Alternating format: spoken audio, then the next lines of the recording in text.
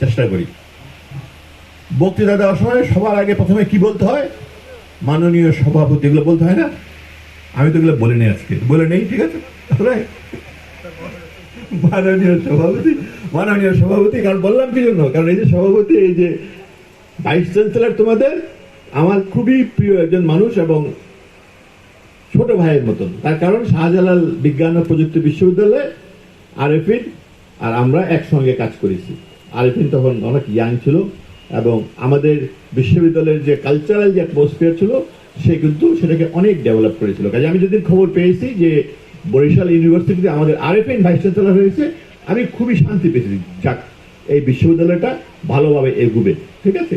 So you are very lucky, তোমরা একজন চমৎকার ভাইস চ্যান্সেলর পেয়েছে সেই জন্য। আর এখানে এসে আমি বুঝতে পারছি, টের পাচ্ছি, আমি যখন 1994 সালে শাহজালাল বিজ্ঞান ও প্রযুক্তি বিশ্ববিদ্যালয়ে যোগ দিয়েছিলাম, তখন আমাদের ইউনিভার্সিটিটা যেরকম অবস্থায় ছিল, নতুন ইউনিভার্সিটি, কিছু নাই। তোমাদেরটাও অনেকটা সেরকম। তোমাদের অবশ্য অনেক কিছু আছে, কিছু নাই সেটা না, কিন্তু আমাদের কিছু ছিল না। প্রথম অভাব ছিল আমাদের শিক্ষকের, কোনো শিক্ষক ছিল না।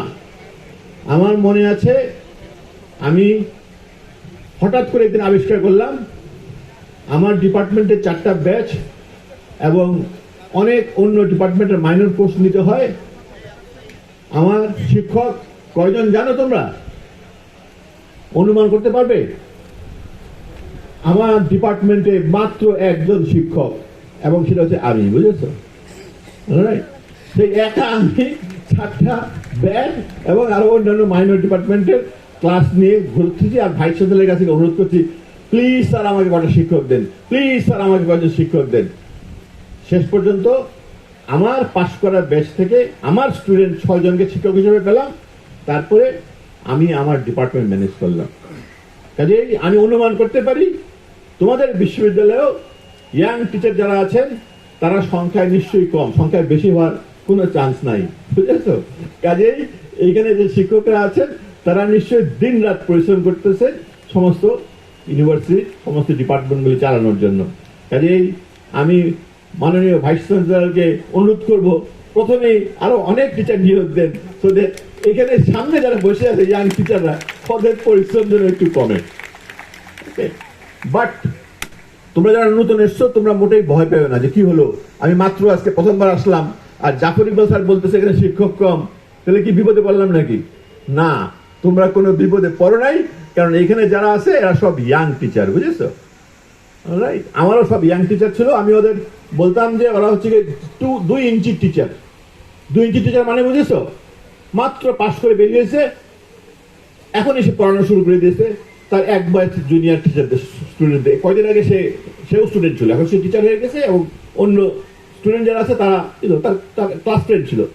ওদের থেকে ওর নলেজ মাত্র 2 ইঞ্চি বেশি, কিন্তু তারপরও সে পরিশ্রম করে সে পড়াচ্ছে এবং ছেলেমেয়েদেরকে শিখাচ্ছে। 2 ইঞ্চি মডেল কিন্তু খুবই সাকসেসফুল মডেল আমাদের ইউনিভার্সিটিতে কাজ করেছিল, কারণ আমি যতদূর জানি যে আমাদের ইউনিভার্সিটিতে লেখাপড়া খারাপ হয় নাই, ঠিক আছে? তো যাই হোক, আমি যখন নাকি আমার ইউনিভার্সিটিতে ক্লাস নিতাম, প্রথম দিন এসেই আমার স্টুডেন্ট একদম প্রথম, তোমাদের মতন যারা নতুন স্টুডেন্ট এসছে ওদেরকে বলতাম যে তোমরা সবাই তোমার সম্পর্কে 1 পৃষ্ঠা রচনা লিখে আমাকে দাও। দিয়ে ওদের সবাইকে একটা করে কাগজ ধরাই দিতাম, ওরা নিজের সম্পর্কে লিখে আমাকে দিত। আমি না খুলেই বুঝতে পারতাম তার ভিতরে কি লেখা আছে। কি লেখা থাকতো জানো? লেখা থাকতো, আমার জীবন বৃথা, আমার এত শখ ছিল ঢাকার অমুক ইউনিভার্সিটিতে ভর্তি হব, আমি সেইখানে চান্স পাই নাই, আমার এতই কপাল খারাপ, আমাকে এই শাহজালাল বিজ্ঞান ও প্রযুক্তি বিশ্ববিদ্যালয়ে ভর্তি হতে হয়েছে। বিশাল করুণ কাহিনী, আমি জানি আগে থেকে, আমি না খুলে আমি বলতে পারি ভিতরে কি লেখা আছে। তারপরে আমার দায়িত্ব কি হতো? ওদেরকে বোঝানো যে দেখো এটা ভালো ইউনিভার্সিটি, এখানে ভালো লেখাপড়া হয়, বুঝেছো? ওরা প্রথম বিশ্বাস করতো না, কিন্তু পরের দিকে ওরা বিশ্বাস করতে শুরু করেছিল। তার কারণটা কি জানো? আমি সবসময় তাদেরকে বলতাম তোমরা পারবা, দ্যাটস ইট, আর কিছু না, তোমরাও পারবা। আমি তোমার উদাহরণ দিই, ফিজিক্স ডিপার্টমেন্টের একটা ছেলে, সে খুব ভালো ইলেকট্রনিক্স পায়, আমি দেখলাম তো আমি তাকে বললাম যে তুমি খুব ভালো ইলেকট্রনিক্স পড়ো, বলে হ্যাঁ, যে তুমি আমাকে ওই কাজটা করে দিতে পারবা, পড়াশোনার সাথে কোনো কানেকশন নেই। সে বলে পারবো স্যার। আমি এখানে একটা ওয়ার্কশপ তৈরি করে দিয়েছিলাম, সেই ছেলেটা সেখানে কাজ করে সেই জিনিসটা তৈরি করে দিল আবার অল্প দিনের ভিতরে। খুবই ভালো ছেলে, আমি যেটাই করতে দেই সেটাই সে করে ফেলে। একদিন আমি তাকে বললাম এরপরে আমরা ড্রোন বানাবো, বুঝেছো? ড্রোন তো এখন তো সবাই জানো ড্রোন, তাই না? তখন অনেক বছর আগে তখন ড্রোন কথাটা কেউ জানতো না আসলে। সে বলে ঠিক আছে স্যার। সেই দিন সন্ধ্যাবেলায় না পরের দিন সন্ধ্যাবেলা আমার কাছে একটা টেলিফোন এসছে বিবিসি বাংলা থেকে। সেখান থেকে একজন সাংবাদিক জিজ্ঞেস করতেছে আপনারা নাকি ড্রোন বানাবেন। আমি আবার আকাশ থেকে পড়েছি, যে আপনি কিভাবে জানলেন? বললেন না পত্রিকায় দেখলাম। যে পত্রিকায় কিভাবে আসলো? তা তো জানি না, পত্রিকায় আসছে যে শাহজালাল বিজ্ঞান ও প্রযুক্তি বিষয়ের ড্রোন তৈরি করা হবে, বুঝলেন তো? আমি পরের দিন স্টুডেন্টকে ধরলাম যে আমি তোমাকে বলতে যাই এরপর আমরা একটা ড্রোন বানাবো, পত্রিকায় আসে কেমন করে? বলে স্যার আমাদের তো স্টুডেন্ট সাংবাদিক থাকে, ওর ডিপার্টমেন্টে এসে আমার ল্যাবে এসে জিজ্ঞেস করছে তুমি কি করতেছো? বলে আপনার একটা ড্রোন বানাবো। সে স্যার পত্রিকায় ছাপিয়ে দিয়েছে। আমি বললাম মহা মুশকিল, আমরা কিছুই শুরু করি নাই, খালি মুখে কথাটা বলেছি আর পত্রিকায় ছাপা হয়ে গেছে। তো আমি আমার পকেট থেকে কিছু টাকা বের করে হাতে ধরাই দিলাম যে বানাও এখন একটা ড্রোন, তাড়াতাড়ি করে, বেইজ্জতি তো শেষ নেই, আমার সম্মানটা রক্ষা করো, বুঝলি তো? তখন সেই ছেলে এবং কয়েকজন বন্ধু বান্ধব নিয়ে ড্রোন তৈরি করে, ড্রোন উঠার কথা আকাশের দিকে, সেটা খালি নিচের দিকে পড়ে যায়, বুঝেছো? আবার তৈরি করলো, আবার নিচের দিকে পড়ে যায়, আবার তৈরি করলো, আবার নিচের দিকে পড়ে যায়। শেষ পর্যন্ত এটা তৈরি করলো, সেটা আকাশে উঠলো। রাইট? তখন কি করে? আকাশে উঠলে সাথে সাথে সেটা ছবি তুলে ভিডিও তুলে ছড়ায় দেয় নেটওয়ার্কে, সোশ্যাল নেটওয়ার্কে ছড়িয়ে গেল এবং পরের দিনেই সমস্ত দেশে ছড়ায় গেল যে শাহজালাল বিজ্ঞান ও প্রযুক্তি বিশ্ববিদ্যালয়ে ড্রোন তৈরি করা হয়েছে, সেই ড্রোন আকাশে উড়ে, বুঝেছো? ইউনিভার্সিটি স্টুডেন্ট দাঁড়াও, হাত তালে দেওয়ার ঘটনা কিছু ঘটে নাই। তখন তখন ইউনিভার্সিটির ছেলেমেয়েরা কি করে, এক ইউনিভার্সিটি আরেক ইউনিভার্সিটি কম্পিটিশন, ঠিক কিনা?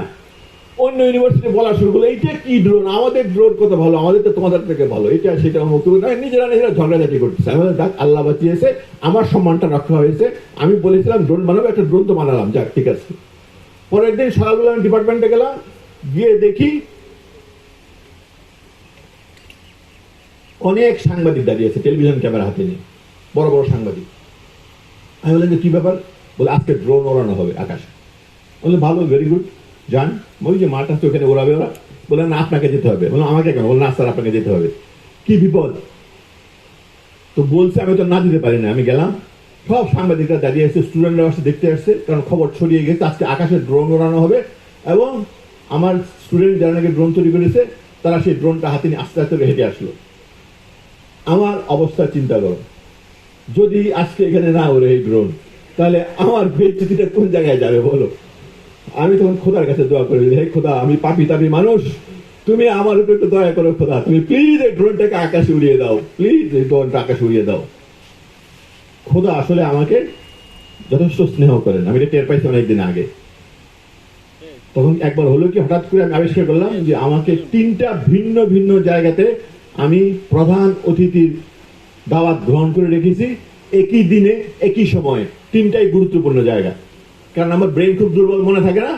বলছে হ্যাঁ ঠিক আছে আসবো, বলছে হ্যাঁ আসবো, হঠাৎ করে আবিষ্কার করলাম আমি সর্বনাশ। পরশুদিন সেই অনুষ্ঠান, 3 জায়গায় অনুষ্ঠান এবং 3 জায়গায় আমাকে প্রধান অতিথি হতে হবে। আমি তখন কি করলাম, হে খোদা তুমি ছাড়া আমাকে রক্ষা করার কেউ নাই, খোদা তুমি আমাকে রক্ষা করো এই বিপদ থেকে। খোদা আমাকে রক্ষা করেছিলেন। কিভাবে রক্ষা করেছিলেন জানো? সেই দিন হরতাল হয়ে গেল, বুঝেছো? আর এখনকার মতন মৃদু হরতাল না, তখনকার হরতাল ছিল সাংঘাতিক হরতাল। সেই হরতালে সমস্ত দেশ বন্ধ, আমাকে কোথাও যেতে হলো না। কাজে যখন আমি খোদার কাছে দোয়া করলাম যে আমাকে রক্ষা করো, খোদা আমাকে রক্ষা করলেন। সেই ড্রোন আকাশে উঠলো, ভালোভাবে উঠলো, আকাশে উড়ে বেরোলো।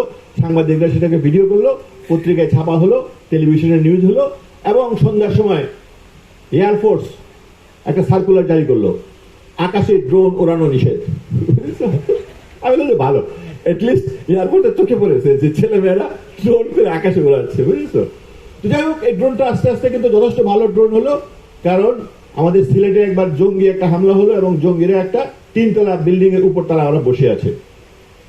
তখন ওই র্যাব কিংবা ওদের কাছ থেকে আমার সঙ্গে যোগাযোগ করেছে যে আপনার স্টুডেন্টের যে ড্রোন আছে সেই ড্রোনটা যে প্লিজ উপরে উঠে জানালা দিয়ে ভিতরে ছবি তুলে ছবিগুলোকে একটু ভিডিও করে পাঠাতে পারবেন। তাহলে আমরা দেখতাম কি অবস্থা, কি সিচুয়েশন। তার মানে একদম প্রফেশনাল কাজ, মানে এটা ইয়ে না, খেলা না, এটা একদম রিয়েল লাইফ অ্যান্ড ডেথ। তখন খুবই গোপনে সেইটাকে, ড্রোনটাকে নিয়ে সেই ছবি তুলে পাঠানো হলো নিচে। আমি তো ভাবলাম এটা যথেষ্ট গোপনীয়। পরের দিন পত্রিকায় দেখলাম খবর, শাহজালাল বিশ্ববিদ্যালয়ের ড্রোন র্যাবের সহযোগিতায় জঙ্গিকে ধরে দেবে। বুঝেছো, এই দেশে কোনো কিছু গোপন নাই, সবাই সবকিছু জানে। বুঝেছো, যেটা বলছিলাম আমি, এই যে ছেলে মেয়েগুলি যারা এগুলো করেছে, এরা কিন্তু খুবই সাধারণ ছেলে মেয়ে। এমন না যে এরা পরীক্ষায় খুব ভালো করেছে, খুব ভালো ইউনিভার্সিটি পড়াশোনা করে আসছে, সাংঘাতিক কিছু একটা, তা না। এরা একদম মানে অত্যন্ত সাধারণ একটা ছাত্র কিংবা ছাত্রী, যাকে আমি বলেছি তুমি পারবে, উৎসাহ দিয়েছে। বুঝেছো, কাজেই তোমরা এটা মনে রাখো। আমি জানি না তোমাদের ভিতরে কেউ আছে কিনা যার মনে একটা কষ্ট, আহারে আমি অমুক ইউনিভার্সিটিতে ভর্তি হইতে পারলাম না, কিংবা আমি অমুক সাবজেক্টে ভর্তি হইতে পারলাম না, আমার জীবন বৃথা। কেউ কি আছো? হাত তুলবা।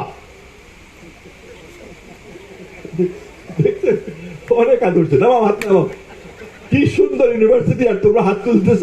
বুঝেছ, তোমাদের যা শখ আছে তুমি সেটাই পূরণ করতে পারবে, তোমাকে খালি চাইতে হবে। অলরাইট, যদি না পারো তাহলে তোমার দোষ। বুঝেছ, খুবই সুন্দর ইউনিভার্সিটিতে ভর্তি হয়েছো। আমি এখানকার তোমাদের টিচারদের সাথে কথা বলেছি, ওরা খুবই আগ্রহী, খুবই উৎসাহী। কাজে ইউ উইল বি ফাইন, তোমরা খুবই ভালো করবে।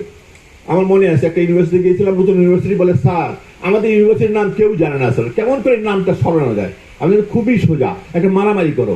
বুঝছো, মারামারি করে যদি ইউনিভার্সিটিটা সাইনডে করে দিতে পারো, তোমার ইউনিভার্সিটির নাম সবাই জেনে যাবে। বুঝেছো, আমি তোমাদেরকে বলি তোমাদের মারামারি করতে হবে না, এমনিতে তোমাদের ইউনিভার্সিটির নাম জানবে। বুঝেছো, আস্তে আস্তে তোমরা তোমাদের কাজ করতে থাকো।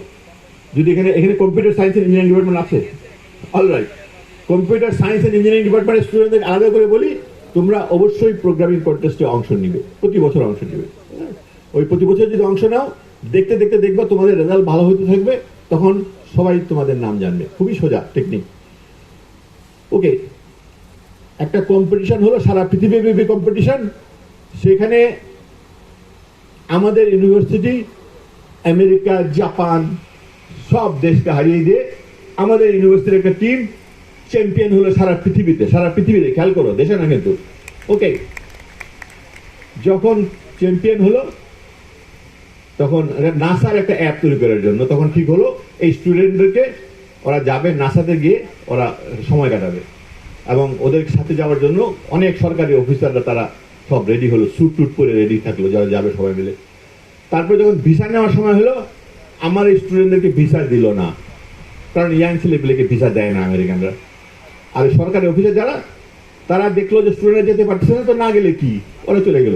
বুঝছো, কি লজ্জার ব্যাপার, চিন্তা করো। ওরা ঠিকই চলে গেল, আর আমার স্টুডেন্ট বেচারা যেতে পারলো না, কারণ ভিসা দিল না। তো আমি ওদের মন টন খারাপ, আমি ওদেরকে একটা বই উৎসর্গ করলাম, যাও তোমাদের নামে আমি একটা বই উৎসর্গ করলাম। গল্পটা কিন্তু শেষ হয় নাই। নাসার একটা অ্যাপ তৈরি করেছে, যেখানে নাসার অসংখ্য ডাটাকে প্রসেস করা হবে, সেটা হচ্ছে অ্যাপটা তৈরি করা হলো। কারা তৈরি করেছে? স্টুডেন্টরা কারা ছিল বলো? কোন ডিপার্টমেন্ট? তোমাদের ধারণা হতে পারে নিশ্চয়ই কম্পিউটার সায়েন্স ডিপার্টমেন্ট, ঠিক কিনা? আসলে না, আসলে সেখানে ছিল জিওগ্রাফি ডিপার্টমেন্টের স্টুডেন্ট, সেখানে ছিল ফিজিক্স ডিপার্টমেন্টের স্টুডেন্ট। কম্পিউটার সায়েন্সের কোনো স্টুডেন্ট নাই সেখানে। বুঝেছো, টিচারটা কম্পিউটার সায়েন্সের ছিল, জানি উৎসাহ দিয়েছে। তার মানে কি? তার মানে যে কোনো স্টুডেন্ট যা করতে চায়, যা তার শখ যেটা আছে, সে সেটা করতে পারবে। কাজে তোমাদের ভিতরে যে কেউ থেকে থাকো যা কম্পিউটার সায়েন্সে পড়ার শখ ছিল কিন্তু পড়তে পারো নাই, আমি তোমাকে বলছি যে তোমার এই শখটা অপূর্ণ রেখো না। তুমি ইচ্ছা করলে নিজে ঘরে বসে নিজের শখে তুমি কম্পিউটার সায়েন্স শিখে অন্য যে কোনো স্টুডেন্ট থেকে তুমি ভালো প্রোগ্রামার হতে পারবে। মনে রেখো আমার কথাটা, ঠিক আছে? রাইট। কাজেই কোনো কিছু নিয়ে মনে দুঃখ রাখবে না। এই যে তোমার বয়সটা, এটা হচ্ছে কি তোমার জীবনের সর্বশ্রেষ্ঠ সময়। কাজেই তুমি যদি আনন্দ না করো, বুঝতে হবে কোনো একটা সমস্যা আছে। প্রতিদিন তোমার মনে আনন্দ থাকতে হবে। আজ থেকে 4 বছর পরে কিংবা 5 বছর পরে যখন তুমি এই ইউনিভার্সিটি ছেড়ে চলে যাবে, তখন যদি তোর চোখ থেকে পানি না বার হয়, যাহারে চলে যাচ্ছি, ইসরে এত সুন্দর ইউনিভার্সিটি ছেড়ে চলে গেলাম, কত আনন্দের জীবন ছিল, কত মজার জীবন ছিল, তাহলে বুঝবে কোনো একটা সমস্যা আছে। বুঝেছো? কাজে এনজয় করো জীবনটাকে, এনজয় করো জীবনটাকে, উপভোগ করো। আমি আমার স্টুডেন্টদেরকে যে কথাগুলো বলি তোমাদেরকে সেটা বলি, ঠিক আছে? আমি আমার সমস্ত স্টুডেন্টদেরকে বলি, দেখো ক্লাসরুমে তোমাদের যেটা জানার কথা তার 5% শিখবে, আর বাকি 95% শিখবে বাইরে। একদম সত্যি কথা। তোমাদেরকে যে জিনিসগুলো শেখানো দরকার, আমরা যদি চাইতাম, আমরা ইচ্ছা করলে 2 বছরের ভিতরে সবগুলি শিখিয়ে তোমাদেরকে আমরা বিদায় করে দিতে পারতাম, কিন্তু আমরা 2 বছরে তোমাদেরকে সবকিছু শিখিয়ে বিদায় করি না। আমরা তোমাদেরকে রাখি আমাদের ইউনিভার্সিটি থেকে 4 থেকে 5 বছর সময়। তার কারণটা কি বলো? তার কারণ হচ্ছে গিয়ে ইউনিভার্সিটি ট্রেনিং সেন্টার না, যে আমাকে ট্রেন করে শিখিয়ে তোমাকে ছেড়ে দিলাম। ইউনিভার্সিটির কথার ভিতরে আছে ইউনিভার্সিটি, ইউনিভার্স থেকে আসছে, বিশ্ব ব্রহ্মাণ্ড থেকে আসছে। তোমরা সমস্ত পৃথিবী, শুধু না সমস্ত বিশ্ব ব্রহ্মাণ্ডের একটা অর্গানাইজেশন। কাজে তোমার মনটা হতে হবে ব্যাপক। তোমাকে শুধু ক্লাসরুমে যে বিষয়গুলি সেগুলি শিখলে হবে না, তার বাইরেও অসংখ্য জিনিস শিখতে হবে। এই জন্য সবচেয়ে জরুরি দরকার, তুমি যখন ইউনিভার্সিটিতে আসবে, ইউনিভার্সিটির যে নানা ধরনের অর্গানাইজেশন আছে, গানের অর্গানাইজেশন, কবিতা আবৃত্তির অর্গানাইজেশন, নাটকের অর্গানাইজেশন, ছবি আঁকার অর্গানাইজেশন, কার্টুন আঁকার অর্গানাইজেশন, সায়েন্সের অর্গানাইজেশন, বিতর্কের অর্গানাইজেশন, ইউ নেম ইট, যত অর্গানাইজেশন আছে সব অর্গানাইজেশন থাকতে হবে ইউনিভার্সিটিতে, এবং স্টুডেন্টদেরকে সেখানে পার্টিসিপেট করতে হবে। সেগুলোতে কেন পার্টিসিপেট করতে হবে?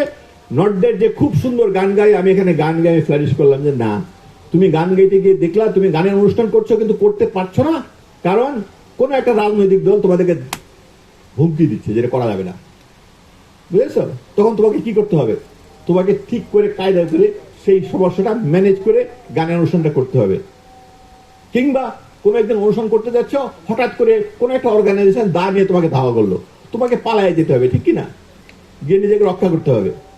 এই সমস্ত জিনিসগুলো কিন্তু তোমাকে শিখতে হয় ইউনিভার্সিটিতে। তুমি এই সিস্টেমের ভিতরে যখন তুমি বের হয়ে আসো, সেই ছেলে কিংবা মেয়ে একই সঙ্গে তার বিষয়টা জানে, কালচারাল বিষয় জানে, একজনের সাথে আরেকজন কথা বলতে জানে, কিভাবে ম্যানেজ করতে হয় সেটা জানে, কিভাবে নেতৃত্ব দিতে হয় সেটা জানে, কিভাবে সংগঠন করতে হয় সেটা জানে। কাজেই ইউনিভার্সিটি থেকে একটা ছেলে কিংবা মেয়ে যদি পাশ করে, সে শুধুমাত্র তার সাবজেক্টের কিছু জিনিস জানে, সেটা সত্যি না। ইউনিভার্সিটি থেকে যখন একটা ছেলে কিংবা মেয়ে পাশ করে বের হয়, সে হচ্ছে গিয়ে একজন নেতা। সে যেখানে যাবে সেখানে সে নেতৃত্ব দিবে। মনে রাখবা, তোমার দায়িত্ব কিন্তু অনেক বেশি। তুমি যেহেতু ইউনিভার্সিটিতে ভর্তি হয়েছো, কাজে তুমি এখান থেকে বের হবে, তুমি তোমার নিজের ফিল্ডে তুমি যেখানে যাবে সেখানে তাকে নেতৃত্ব দিতে হবে, বুঝেছো? আমি কিন্তু বাড়িয়ে বলছি না, আমি পুরোটা বলছি আমার অভিজ্ঞতা থেকে, আমার স্টুডেন্টদেরকে দেখে দেখে বলছি।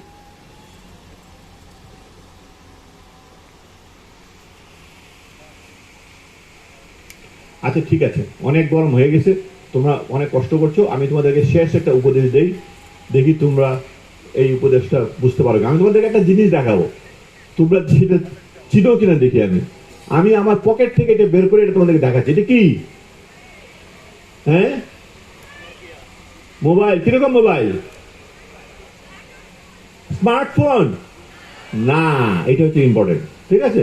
এটা স্মার্টফোন না, এটা হচ্ছে একটা মোবাইল যেটা টেলিফোন করা যায়। কেউ টেলিফোন করলে টেলিফোনটা রিসিভ করা যায়, SMS পাঠানো যায়, SMS রিসিভ করা যায়, তবে বেশি SMS এসে গেলে আর জায়গা হয় না, বুঝছো? অলরাইট। আর একজন কেউ ফোন করলে এই 24 ঘন্টা পরে সেটা ওয়াইপ আউট হয়ে যায়, কারণ বেশি জায়গা নেই সেখানে। কেউ যদি ফোন করে বলে স্যার আমার নাম্বারটা একটু রাখেন, আমি বলি আপনার নাম্বারটা রাখতে হলে আরেকজনের নাম্বারটা ডিলিট করতে হবে, কারণ সরি আমি আপনার নাম্বারটা এখানে রাখতে পারবো না, বুঝেছো? কেন বলো? আমি কম্পিউটার সায়েন্সের হেড অফ দ্য ডিপার্টমেন্ট ছিলাম, ইলেকট্রনিক্স ইঞ্জিনিয়ারিং ডিপার্টমেন্টের হেড অফ দ্য ডিপার্টমেন্ট ছিলাম, আমি বেলকরে কাজ করেছি, আমি ক্যালটেকে কাজ করেছি, আমি টেকনোলজি জানি, আমি সায়েন্স জানি। আমি কেন আমার পকেটে এরকম একটা পুরান মডেলের টেলিফোন নিয়ে ঘুরে বেড়াই? বলো, বলতে পারবা? তার কারণ হচ্ছে গিয়ে পৃথিবীতে এখন সবচেয়ে বেশি সময় নষ্ট হয় কিভাবে? এই স্মার্টফোনের দিকে তাকিয়ে টিপাটিপি করতে থাকে, বুঝেছো? আমি ক্লাস নেই, জিজ্ঞেস করলাম একটা স্টুডেন্টকে, আচ্ছা বলো দেখি এইমাত্র আমি কি বলেছি। সে দাঁড়ায় মাথা চুলকায়, সে জানে না আমি এইমাত্র কি বলেছি। আরে মহা মুশকিল, আমি এইমাত্র বললাম, বলো কি বলেছি। সে মাথা চুলকায়। আচ্ছা তুমি বলো পরের জন, সেও দাঁড়ায় মাথা চুলকায়। তুমি বলো পরের জন, সেও মাথা চুলকায়। আমি বলছি ঠিক আছে, তোমরা যারা যারা বলতে পারবে না আমি এইমাত্র কি বলেছি সবাই দাঁড়ায় যাও। দেখি ক্লাসের 80% স্টুডেন্ট দাঁড়িয়ে গেল, যে ওরা বলতে পারবে না কি বলেছি। কেন বলতে পারবে না? তাকায় আছে কিন্তু সবাই আমার দিকে, নট ডেতে ঘুমায় গেছে। কেন বলতে পারবে না? কারণ ওদের অ্যাটেনশন স্প্যান কমে গিয়েছে। সারা রাত জেগে হয় ভিডিও গেম খেলেছে, নাহলে বসে বসে ফেসবুক করেছে। সকালবেলা ক্লাসে এসছে, ক্লাসে বসে আছে ঠিকই, আমার দিকে তাকিয়ে আছে ঠিকই, কিন্তু তার মাথায় কিছু ঢুকছে না, বুঝেছো? পৃথিবীর সবচেয়ে বড় ক্ষতি করেছে কে বলো, নাম বলো। জুকারবার্গ, বুঝছো? আমি শিওর আজ থেকে 10 কিংবা 20 বছর পরে ওর বিরুদ্ধে মামলা হবে যে সে পৃথিবীর এত বড় সর্বনাশ করেছে। ঠিক আছে, সে সর্বনাশ করতে চাই, করুক। আমি কেন আমার নিজেকে সর্বনাশ হতে দিব? অলরাইট, আমি সর্বনাশ হতে দিব না। আমি বলছি না যে তোমরা সবাই আমার মতন পাগল হও, পকেটে এরকম ফোন দিয়ে ঘুরো, দরকার নেই। তোমার ফোনটা রাখো, ওরা যদি ছবি তুলতে হয় ছবি তুলবে, যদি হঠাৎ করে কোনো একটা নিউজ দেখতে হয় নিউজ দেখবে, ব্যবহার করতে হয় ব্যবহার করবে। কিন্তু যখন তোমার ইচ্ছা করবে তখন দেখবে, নট দ্যাট যে না আমাকে দেখতে হবে, না দেখলে শরীর অস্বস্তি লাগতেছে, ঘুম আসতেছে না, খেতে পারতেছি না, কিছু করতে পারতেছি না, বমি বমি লাগতেছে, বিকজ আমি আমার ফেসবুকটা করে নেই এখন। নো, তাহলে হবে না, বুঝলি তো? মানুষের নেশা করে না, সিগারেট খেয়ে খেয়ে যদি তোমার বাবার কাছে যেতে পারবে, যে সিগারেট খেতে খেতে তুমি বাবার সামনে কথা বললা, মায়ের সামনে কথা বললা, বাবা মা কি করবে? কানটা ধরে একটা দিবে, তাই না? যে বেয়াদব ছেলে। কারণটা কি? কারণ সিগারেট খাওয়াটা নেশা। কিন্তু তুমি যদি স্মার্টফোনে টিপতে টিপতে তোমার বাবা মার কাছে যাও, তখন কি হবে? তোমার বাবা মা কি চট দিবে কানের ভিতরে ধরে? হ্যাঁ, নাও দিতে পারে। অনেক জায়গায় আছে এখানে বাবা মাও টিপতেছে তার এটা একই সঙ্গে, বুঝেছো?